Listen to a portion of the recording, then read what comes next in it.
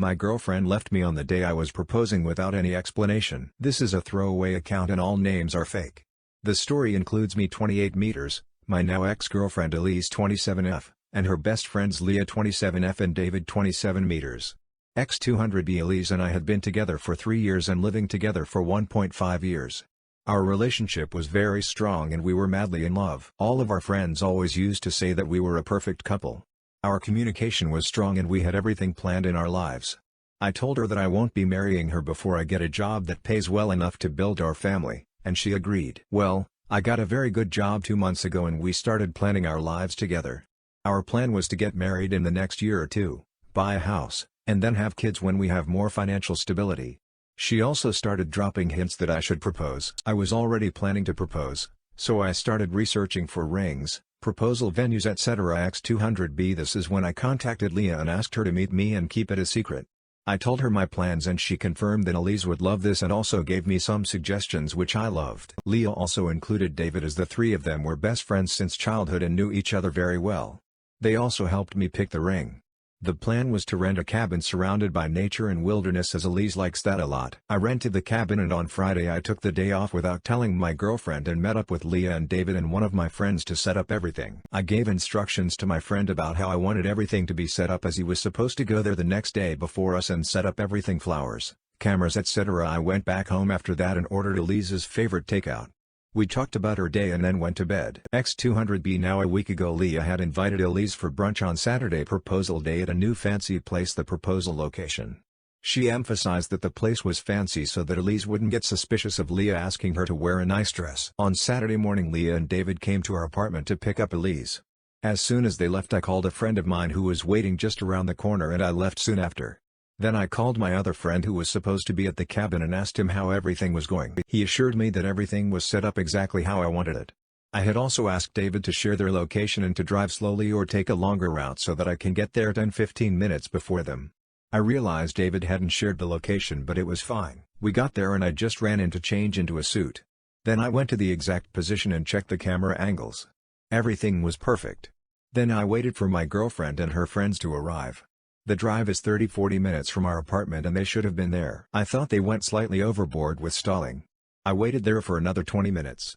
X200B. It had already been more than an hour since they left the apartment and I was getting worried, so I asked one of my friends to call David and sneakily ask how long it'll take them. They called him 2-3 times, but no answer. Then they called Leah 2-3 times. No answer. I assumed the worst. I called David and Leah as well. Still no answer. Finally, I decided to call Elise. First call, she didn't answer. My heart was racing at this point. As soon as I called her again, Leah answered instead. I was panicking and asked her if everything was alright and why is nobody answering the phone. She went silent for 2 seconds and then started yelling at me. She told me to never call Elise ever again and that I was dead to her. That I was a horrible human being for doing that to her. That she doesn't want to see my face or talk to me ever again. I was confused, but before I could say anything she hung up.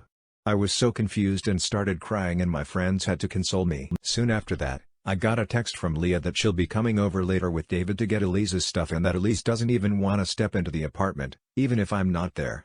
I immediately called her parents to ask what was going on. They knew about the proposal and we were supposed to go to their home for lunch after the proposal. They had no clue what was going on and told me that they'll call her and ask. I got a call from them 10 minutes later saying that they called Elise and she told them that she can't talk right now and she'll call them later. They were also confused about all this. I was devastated and I didn't know what to do. X200B. My friends took me back to my apartment and we hung out. David and Leah came over in the evening to take Elise's stuff. My friends and I tried to talk to them but they didn't say anything.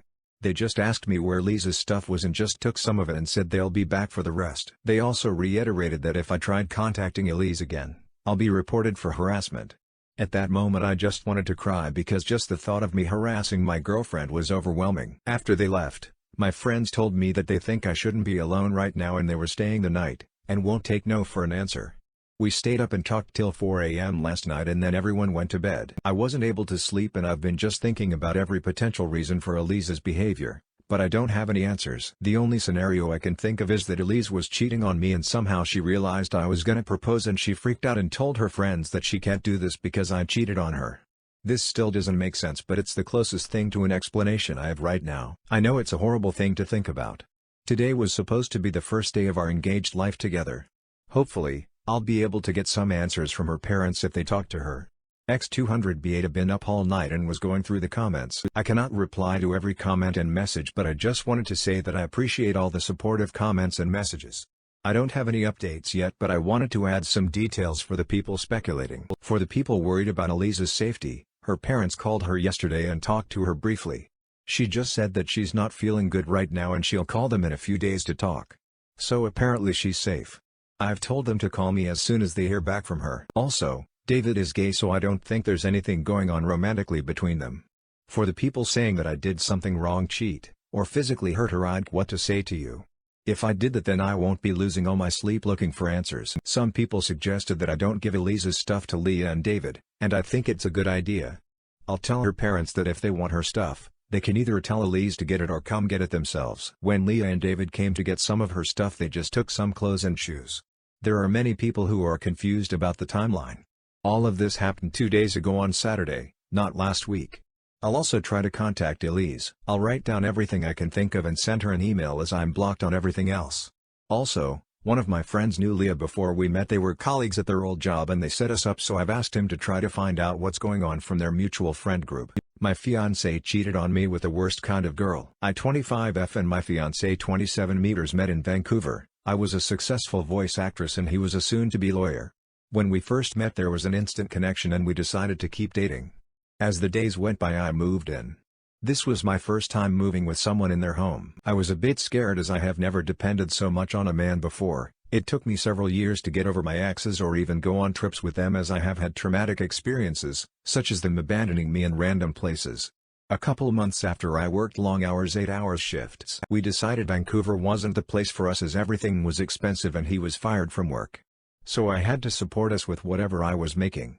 Long story short, I was having many meltdowns because I was being harassed in my job, as well as my pay became less and less because there were more competitive girls and I wasn't feeling or doing my best. I was having arguments with my fiancé. I would come home and clean the house, he would cook and I would do the laundry and try to keep our home neat. We talked about moving to Mexico, where I am from, as cost of living was cheaper and I had bought my own place. We had many trips between Canada and Mexico, as well as he had invited me to meet his sister and his mom to England. They were both very welcoming and loving.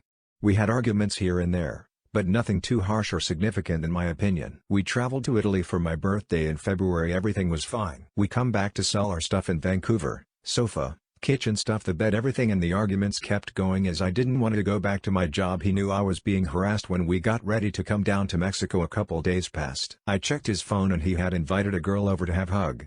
He sent her pictures and tried to convince her to come through. I was feeling enraged.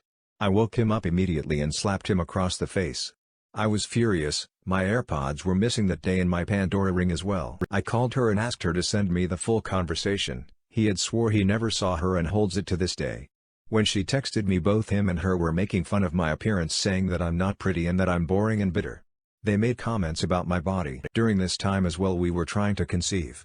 I spoke to his mom and I told her I didn't want him in Mexico anymore and I didn't want to be with him, as I was very heartbroken.